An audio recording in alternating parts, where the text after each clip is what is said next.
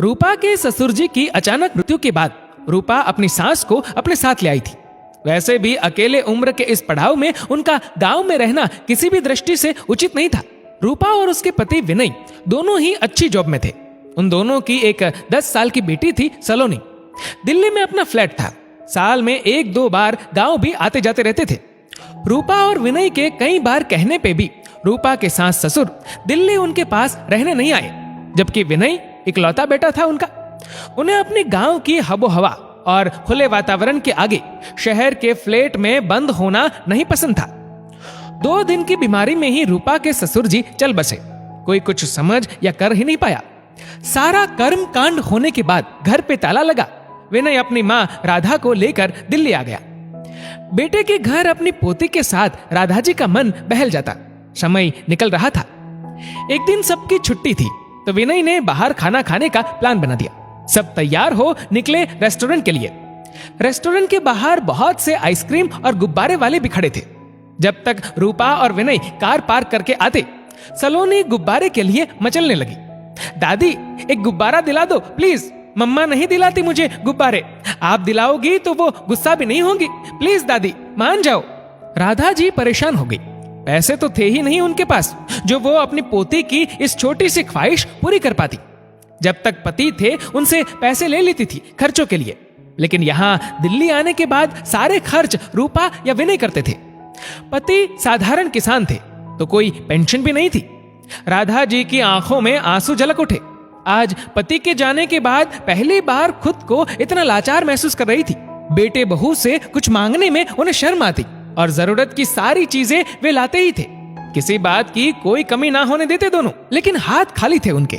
इतने पैसे भी नहीं थे कि अपने खुशी से अपनी पोती को कुछ दिला सकती थी। बहुत शर्म भी आ रही थी। बच्ची ने एक गुब्बारा मांगा, वो भी ना दे पाई। क्या सोचेंगी, कैसी दादी है मेरी। तब तक रूपा और विनय भी आ गए। सलोनी अपने पापा को देख उनसे गुब्बारे दिलाने की जिद करने लगी। सलोनी को गुब्बारे दिला सबने खाना खाया। रूपा को राधा जी थोड़ी उदास सी लग रही थी। माँ उदास सी क्यों लग रही है, शायद बाबूजी की याद आ गई होगी। ये सोच रूपा ने उस वक्त कुछ पूछना उचित ना समझ चुप रह गई। घर लौटते लेट हो गया। चलो सलोनी, जल्दी से कपड़े बदल, सोने चलो। आज तुम्हारा बैग मैं सेट कर देती हूँ, नहीं तो कल नींद नहीं खुलेगी। इतना कह रूपा ने सलोनी को उसके रूम में भेज दिया और खुद जल्दी से कपड़े बदल सलोनी का बैग सेट करने लगी। मम्मा, एक बात पूछूं? हाँ पूछो बेटा, लेकिन जल्दी से पूछ कर सोने चलो। दादी बहुत कंजूस है, एक गुब्बारा नहीं दिलाया मुझे, उल्टा गुब्बारा नहीं दिलाना पड़े इसलिए रोनी सी सूरत बना ली।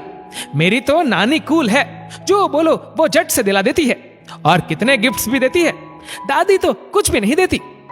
10 साल की बच्ची के मुंह से ये सुन रूपा को बहुत गुस्सा आया। बिहेव योरसेल्फ सलोनी, वो दादी है तुम्हारी और जरूरी नहीं जो नानी करे वही दादी भी करे। तुम्हें नानी का गिफ्ट याद है, लेकिन दादी का प्यार नहीं दिखता। 2 लोगों की तुलना कभी नहीं करते। चलो सो जाओ, और आइंदा ये मैं नहीं सुनना चाहती। अपनी मम्मा को गुस्सा करते देख सलोनी ने झट से सॉरी बोला और सोने चली गई। रूपा की नींद उड़ चुकी थी। सारा माजरा अब वो समझ चुकी थी और अपनी बेवकूफी पे बहुत शर्मिंदा भी थी। अगले दिन विनय और सलोनी को स्कूल और ऑफिस भेज रूपा भी ऑफिस के लिए रेडी हो गई और जाते वक्त राधा जी के हाथों में कुछ पैसे दे बोली, ये रख लीजिए माँ, कहीं कुछ जरूरत पड़े तब काम आएंगे। लेकिन मुझे क्या जरूरत होगी बहू, सब कुछ तो है घर में। राधा जी संकुचा के बोली। फिर भी माँ, कुछ नहीं तो सलोनी को आइसक्रीम खिला दीजिएगा या फिर शाम को अपने पार्क की सहेलियों के साथ चाय पार्टी कर लीजिएगा। लेकिन बहू मैं, क्यों माँ, विनय देते तो भी आप मना करती क्या? नहीं ना, फिर मैं भी तो आपकी बेटी हूँ और आपकी बहू भी कमाती है माँ। अपनी माँ को एक बेटी अपने पैसे तो दे ही सकती है। अब मना मत कीजिएगा माँ, नहीं तो मुझे बहुत दुख होगा। कांपते हाथों से राधा जी ने पैसे ले लिए और अपनी बहू को गले लगा ढेरों आशीर्वाद दे दिए। उनके दिल की बात जो उनका बेटा ना समझ सका, आज बहू ने जान ली थी।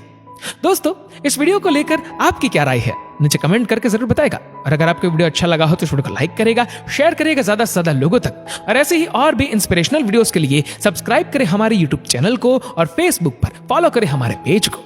धन्यवाद।